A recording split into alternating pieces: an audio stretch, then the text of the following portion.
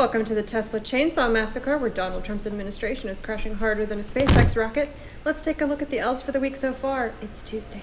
Your billionaire buddies put you in office so you could push through tax cuts and deregulation. Instead, you won't shut up about tariffs and a recession, and the NASDAQ had the worst day since 2022 yesterday. Goldman Sachs has slashed its GDP forecast for the year from 2.4 to 1.7. It's the first time it's done that in 2 years.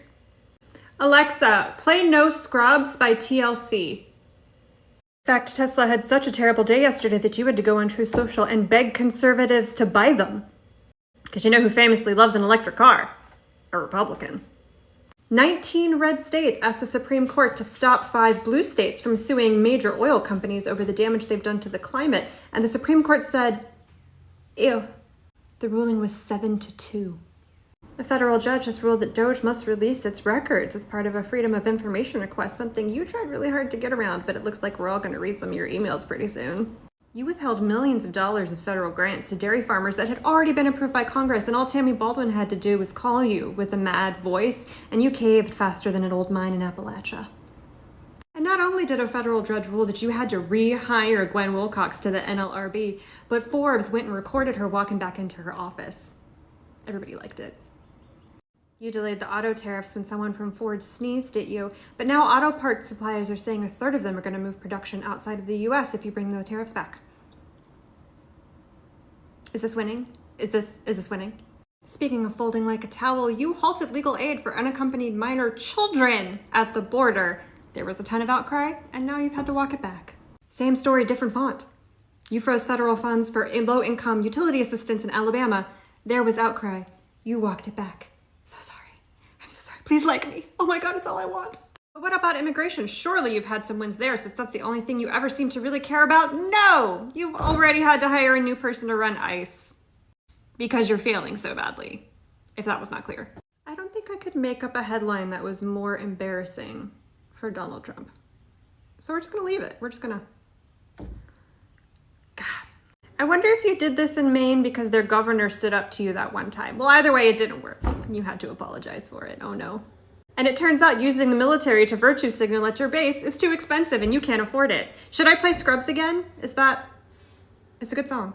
Turns out the First Amendment protects speech you don't like, and I know that's hard for you, but here in the adult world, we like to deal with our big feelings in healthy ways, not by trying to deport someone and then having a judge call you a ding-dong. Good luck with your fascism. Lifelong Republicans, and we were so happy to vote for Trump in all 3 of his elections. However, we were certainly not aware that he was going to put a funding freeze on all USAID.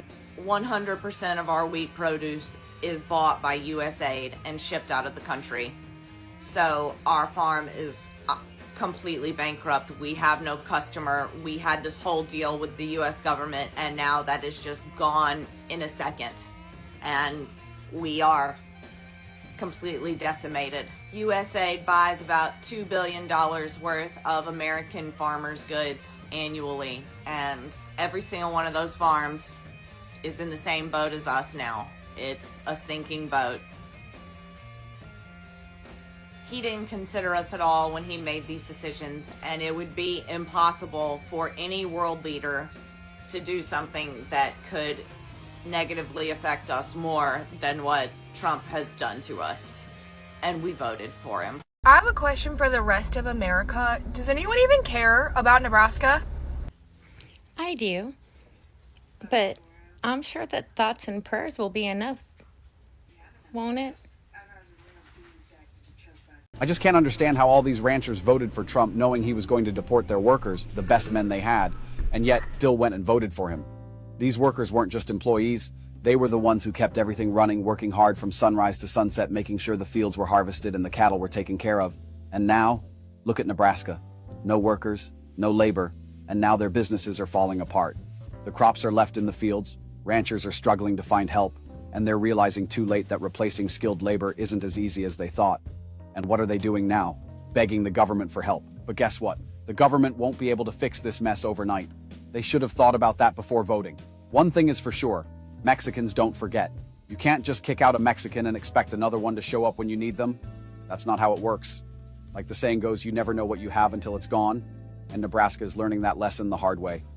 As the sun sets over the empty fields, the ranchers gather to share their fears and frustrations, each one realizing the weight of their decisions. They reminisce about the workers who once brought life and productivity to their land, and a sense of regret hangs heavy in the air. And so there's a viral trend going on right now, or a category, and it's called "Do You Care About Nebraska?" or something along those lines. And it has to do with farmers that are going to potentially lose their farms and their family businesses due to policies changing and certain government funding being retracted. And so there's this trend going, do you care? Do you care? And, yes, we care. Of course, people care.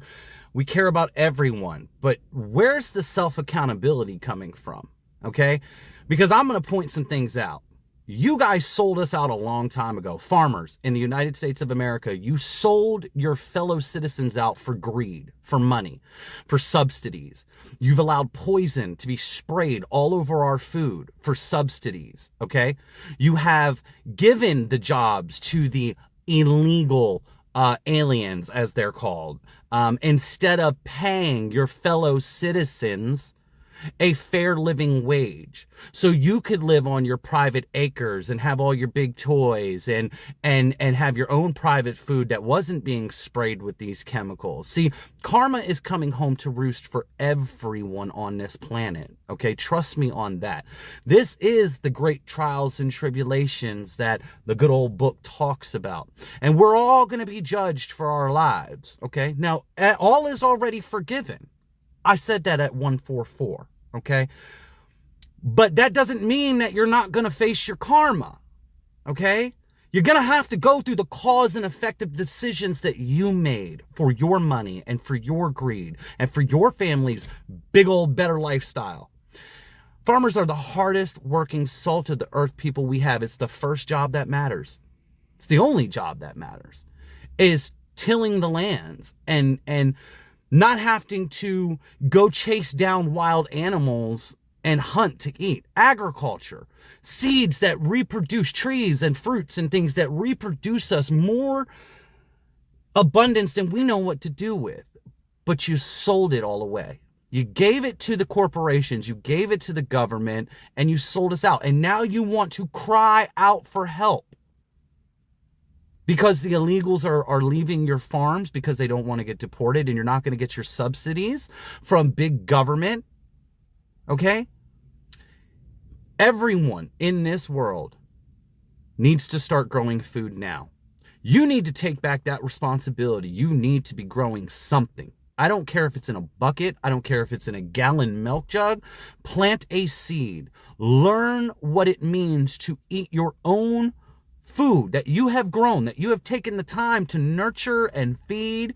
The state of Nebraska has fucked around and found out, as they are ready to go bankrupt in the next 6 months. Their state's economy relies heavily on agriculture, and over 70% of their workforce is from undocumented immigrants.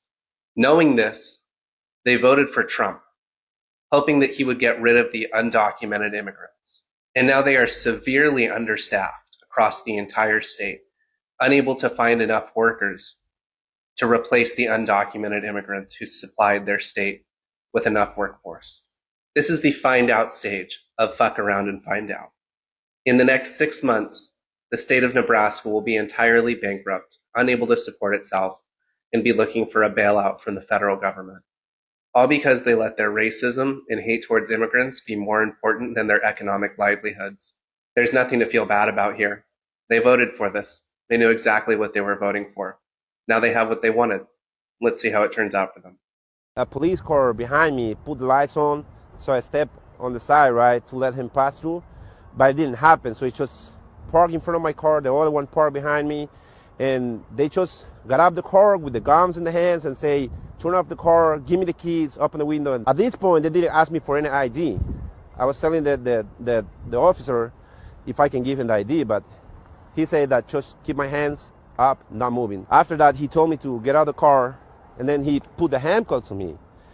And then he went to me and said, how did I get into this country?